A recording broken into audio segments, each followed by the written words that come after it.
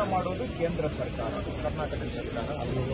ಅದರಿಂದ ಕಬ್ಬಿನ ಬೆಲೆ ಮೇಲೆ ನೇರ ಪರಿಣಾಮ ಇದೆ.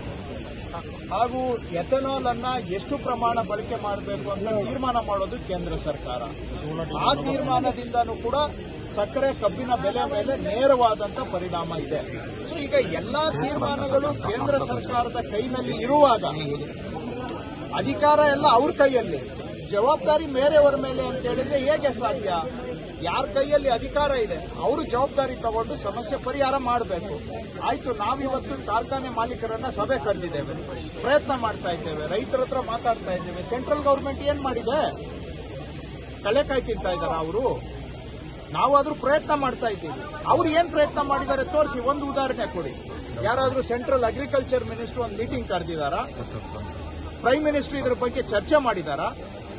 ಯಾರ್ಯಾರ್ದೋ ಪ್ರೈಮ್ ಮಿನಿಸ್ಟರ್ ಟ್ವಿಟರ್ ಅಲ್ಲಿ ಏನೇನೋ ಹಾಕ್ತಾರೆ ಪೋಸ್ಟ್. ಇವತ್ತು ರೈತರು ಹೋರಾಟ ಮಾಡ್ತಾ ಇದ್ದಾರೆ, ಇದ್ರ ಬಗ್ಗೆ ಏನು ಅವರ ಪ್ರತಿಕ್ರಿಯೆ? ದೇಶದಲ್ಲಿ ಯಾವ್ದಾವುದೋ ಮೂಲೆಯಲ್ಲಿ ಏನೇನೋ ವಿಷಯದ ಬಗ್ಗೆ ಅವರು ಸಾಮಾಜಿಕ ಜಾಲತಾಣದ ಅಂದ್ರೆ ಟ್ವಿಟರ್ ಅಲ್ಲಿ ಏನೇನೋ ಪೋಸ್ಟ್ ಮಾಡ್ತಾರಲ್ಲ, ಇವತ್ತು ರೈತರು ಇಷ್ಟು ಪ್ರಮಾಣದಲ್ಲಿ ಹೋರಾಟ ಮಾಡ್ತಾ ಇರುವಾಗ ಇದರ ಬಗ್ಗೆ ಪ್ರಧಾನಮಂತ್ರಿಗಳ ಹೇಳಿಕೆ ಏನು? ಹಾಗಾದ್ರೆ ಈ ರೈತರು ಲೆಕ್ಕಕ್ಕಿಲ್ವಾ? ಇವರು ಹೋಗಿ ಅಲ್ಲಿ ರೈತರ ಜೊತೆಗೆ ಮಲ್ಕೊಳ್ಳೋದು ಬಿಟ್ಟು, ಯಾರೋ ಅವರ ಲೀಡರ್ಸ್ ಹೋಗಿ ಡೆಲ್ಲಿಯಲ್ಲಿ ಕೂತ್ಕೊಂಡು ಸಮಸ್ಯೆಗೆ ಪರಿಹಾರ ಹುಡುಕುವಂತ ಪ್ರಯತ್ನ ಪ್ರಾಮಾಣಿಕವಾಗಿ ಮಾಡಲಿ. ನಾಟಕ ಮಾಡೋದ್ರಿಂದ ರೈತರಿಗೆ ಸಹಾಯ ಆಗೋದಿಲ್ಲ.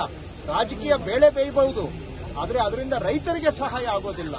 ರೈತರಿಗೆ ಸಹಾಯ ಆಗ್ಬೇಕಂದ್ರೆ ತೀರ್ಮಾನ ಮಾಡತಕ್ಕಂತ ಎಲ್ಲಾ ವಿಷಯಗಳು ಕೇಂದ್ರ ಸರ್ಕಾರದ ಕೈನಲ್ಲಿ ಇರೋದ್ರಿಂದ, ಅಧಿಕಾರ ಅವ್ರ ಕೈಯಲ್ಲಿರೋದ್ರಿಂದ ಹೋಗಿ ಅಲ್ಲಿ ಕೂತ್ಕೊಂಡು ಏನಾದ್ರೂ ಅಲ್ಪನಾದ್ರೂ ಅವರು ಪ್ರಯತ್ನ ಮಾಡಿ ಒಂದು ಫಲಿತಾಂಶವನ್ನ ಕೊಟ್ಟು ನಂತರ ಅವರು ಮಾತಾಡಿದ್ರೆ ಆ ಮಾತಿಗೆ ನಾವು ಕೂಡ ಉತ್ತರ ಕೊಡ್ಬೋದು. ಇಲ್ಲ ಅಂತ ಹೇಳಿದ್ರೆ ಇದು ಕೇವಲ ರಾಜಕೀಯಕ್ಕಾಗಿ ಮಾಡ್ತಾ ಇರುವಂತ ನಾಟಕ ಆಗ್ತದೆ.